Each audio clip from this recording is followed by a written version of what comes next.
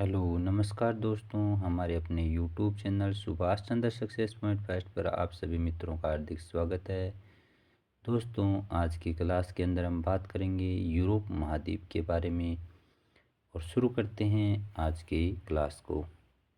सबसे पहले बात करें, यूरोप महाद्वीप आकार में विश्व का छठा महाद्वीप है और केवल यह जो महाद्वीप है ये ऑस्ट्रेलिया महाद्वीप से ही छोटा है और ऑस्ट्रेलिया महाद्वीप ही इससे केवल छोटा है। यूरोप ही अकेला ऐसा महाद्वीप है जो संसार में संसार का सबसे अधिक घना बसा हुआ महाद्वीप होते हुए भी बहुत बहुत ही विकसित और समृद्ध महाद्वीप है। यह एशिया महाद्वीप का 1/5 भाग है। इसका विस्तार जो है वो 65 डिग्री पूर्वी देशांतर से 24 डिग्री पश्चिमी देशांतर तथा 35 डिग्री उत्तरी अक्षांश से लेकर 71 डिग्री उत्तरी अक्षांश के मध्य है। आदि रेखांश के बीच में ये बसा हुआ है और इसके बाद में आदि रेखांश है वो ग्रेट ब्रिटेन से होकर इसमें से गुजरती है। ये पूछा गया है PSI प्लाटून कमांडर 2010 के अंदर पूछा गया प्रश्न यूरोप महाद्वीप से।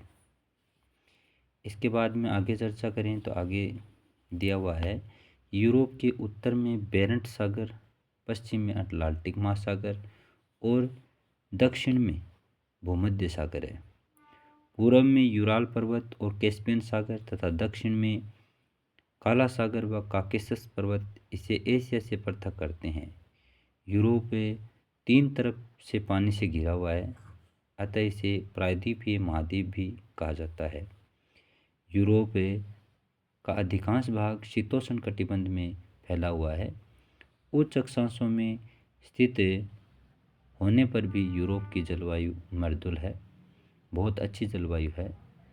और इससे पहले हमने दक्षिण अमेरिका के बारे में बात की थी और इसके बाद में हम आगे बढ़ते हैं प्रमुख सागर की तरफ। यूरोप के प्रमुख सागर कौन कौन से हैं इनकी चर्चा हम करते हैं। सबसे पहले बात करें यूरोप के प्रमुख सागर के अंदर उत्तरी सागर, तो ग्रेट ब्रिटेन के पूर्व व डेनमार्क के पश्चिम में स्थित जो सागर है वो उत्तरी सागर है। उत्तरी सागर है डॉवर जल संधि ब्रिटेन के दक्षिण में स्थित इंग्लिश चैनल व उत्तरी सागर को मिलाती है। बाल्टिक सागर की बात करें तो स्कैंडिनेवियाई देश स्वीडन के दक्षिण पूर्वी भाग में स्थित सागर, जिसके किनारे रूस से अलग हुए बाल्टिक देश लिथुआनिया, लाटविया और एस्टोनिया स्थित हैं। नेक्स्ट है श्वेत सागर, रूस के उत्तर में स्थित है श्वेत सागर। कैस्पियन सागर, तो रूस के दक्षिण में स्थित सागर जो यूरोप को एशिया से अलग करता है या पृथक करता है। एजोव सागर यूक्रेन के दक्षिण पूर्व में स्थित है, जिसको यूक्रेन भी कहते हैं। काला सागर की बात करें तो यूरोप व एशिया की दक्षिण सीमा पर स्थित है। एजियन सागर की बात करें तो ग्रीक और टर्की के मध्य स्थित है। मरमारा सागर है तो एजियन सागर एवं काला सागर के मध्य स्थित है। ये PSI प्लाटून कमांडर 2021 में आया हुआ प्रश्न है। यह सागर तुर्की में स्थित है या अवस्थित है। एड्रियाटिक सागर है तो इटली के पूर्व में स्थित है। आयरिश सागर है तो आयरलैंड व वेल्स ग्रेट ब्रिटेन के मध्य सागर है ये। अब हम बात करते हैं मुख्य पर्वत। मुख्य पर्वत में सबसे पहले बात करेंगे पिरेनीज पर्वत, तो फ्रांस की दक्षिण सीमा पर स्थित नवीन वलित पर्वत जो इसे स्पेन से पृथक करते हैं। आल्प्स पर्वत की बात करें तो फ्रांस के दक्षिण पूर्वी भाग में स्थित नवीन वलित पर्वत हैं जो फ्रांस को इटली से पृथक करते हैं। फ्रांस का माउंट ब्लैंक आल्प्स पर्वत श्रेणी में स्थित सर्वोच्च शिखर है। ये प्रश्न PSI प्लाटून कमांडर 2021 में आया हुआ है। एपेनाइन पर्वत की बात करें तो इटली में विस्तृत नवीन वलित पर्वत है। काकेशस पर्वत नवीन वलित पर्वत है। रूस के दक्षिण में वो जॉर्जिया, आर्मेनिया व अजरबैजान में विस्तृत पर्वत जो एशिया की सीमा बनाते हैं। इसकी माउंट एल्ब्रुस पर्वत चोटी जॉर्जिया में यूरोप की सबसे ऊंची पर्वत चोटी है। ये प्रश्न PSI प्लाटून कमांडर 2021 में आया हुआ प्रश्न है। नेक्स्ट है यूराल पर्वत। तो यूरोप की पूर्वी सीमा पर स्थित प्राचीन वलित पर्वत जो यूरोप को एशिया से पृथक करता है। इसके बाद में है अल्पाइन पर्वतीय प्रदेश। तो दक्षिण यूरोप का पर्वतीय प्रदेश अल्पाइन कहा जाता है। नेक्स्ट में है विभिन्न चैनल्स व जल संधियाँ। तो डोवर जल संधि इंग्लैंड के दक्षिण में स्थित जल संधि जो इंग्लिश चैनल व उत्तरी सागर को जोड़ती है। इसके बाद में है इंग्लिश चैनल। तो ये फ्रांस और इंग्लैंड के मध्य स्थित है। कील नहर है तो ये उत्तरी सागर व बाल्टिक सागर को जोड़ती है। ये जर्मनी के उत्तर में है। बोस्फोरस जल संधि। तो मरमरा सागर टर्की के पश्चिम में तक काला सागर को जोड़ने वाली जल संधि है जिसको बोस्फोरस जल संधि कहा जाता है।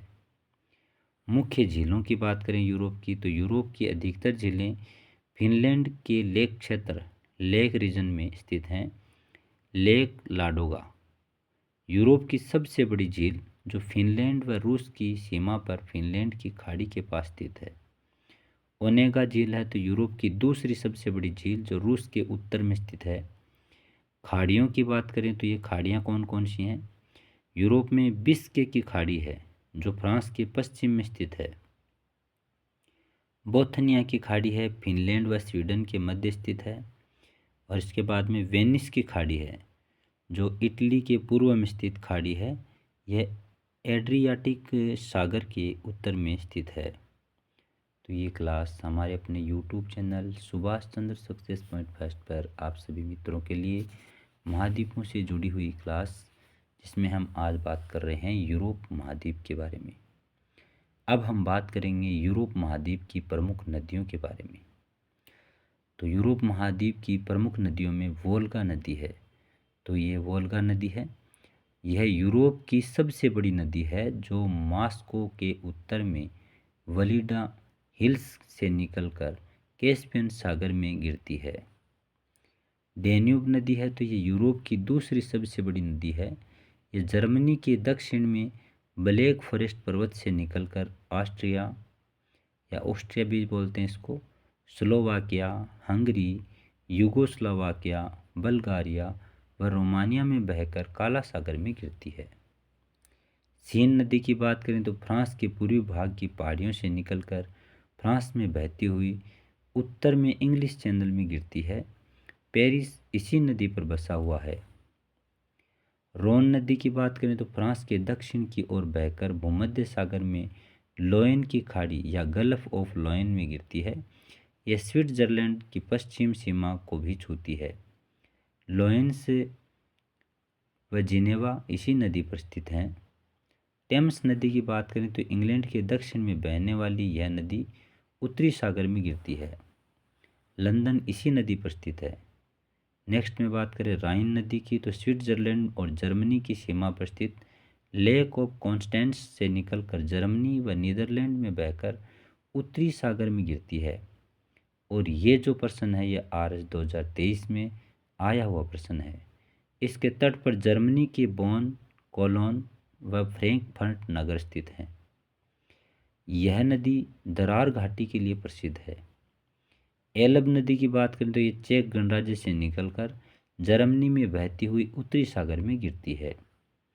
ओडर नदी की बात करें तो चेक गणराज्य की पूर्वी सीमा से निकलकर पोलैंड में बहकर जर्मनी की सीमा बनाती हुई बाल्टिक सागर में गिरती है।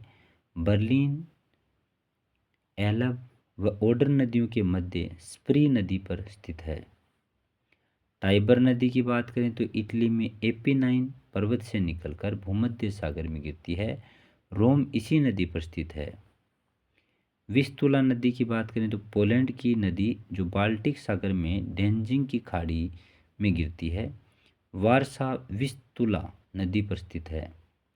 यूराल नदी की बात करें तो यह यूराल पर्वत से निकलकर कजाकिस्तान में बहकर कैस्पियन सागर में गिरती है। नेक्स्ट है निप्पर नदी। तो बेलारूस व यूक्रेन में बहकर यूरोप के दक्षिण में काला सागर में गिरती है। डॉन नदी की बात करें तो रूस के दक्षिण में बहकर एजोव सागर में गिरती है। टेगस नदी की बात करें तो स्पेन की सबसे लंबी नदी जो अटलांटिक महासागर में गिरती है। नेक्स्ट में हम बात करेंगे घास के मैदान। तो स्विट्जरलैंड व रोमानिया में अल्पाइन घास के मैदान पाए जाते हैं। यूरोप के दक्षिण पूर्वी भाग तथा पूर्वी भाग में यूक्रेन तथा बेलारूस स्टेपिज घास के मैदान यहाँ पर पाए जाते हैं। ये घास भूमियाँ रोमानिया में डेन्यूब नदी की घाटी से लेकर पूर्व में यूक्रेन तक फैली हुई हैं। महत्वपूर्ण तथ्य यूरोप के बारे में हम बात करते हैं। यूरोप की सबसे ऊंची पर्वत चोटी है माउंट एल्ब्रूस जॉर्जिया के अंदर काकेशस पर्वत। यूरोप की सबसे बड़ी झील की बात करें तो लेक लाडोगा। यूरोप की सबसे बड़ी नदी की बात करें तो वोल्गा। यूरोप के घास के मैदान तो अल्पाइन व स्टेपिज घास के मैदान। बर्लिन जर्मनी का सबसे बड़ा नगर व राजधानी है। यह एक नदी पतन है। इसकी संसद रिचस्टेग है। नॉर्वे को लैंड ऑफ मिडनाइट सन कहते हैं। तो इस प्रकार से हम विश्व भूगोल के अंदर यूरोप महाद्वीप के बारे में आज की क्लास में हमने चर्चा की। हमारा प्रयास है कि हमारी जो आने वाली एसआई भर्ती 2025 जो राजस्थान में 5 अप्रैल 2026 को प्रस्तावित है, उसके लिए सभी मित्रों को भूगोल से जुड़े हुए महत्वपूर्ण जो जियोग्राफी के महत्वपूर्ण बिंदु हैं उन सब का अध्ययन एक बार ज़रूर करवाएं।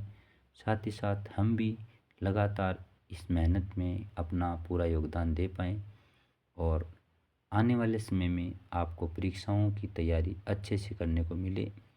इसलिए हमारा अपना YouTube channel Subhash Chandra success point first आप सभी के लिए बहुत ही सुंदर और बहुत ही महत्वपूर्ण क्लास में आपको छोटे छोटे क्लासों के माध्यम से, छोटे छोटे वीडियोज़ के माध्यम से और इसके अलावा आपको कुछ अलग अलग महत्वपूर्ण जानकारियाँ देने के लिए हमेशा तत्पर रहते हैं हम लोग।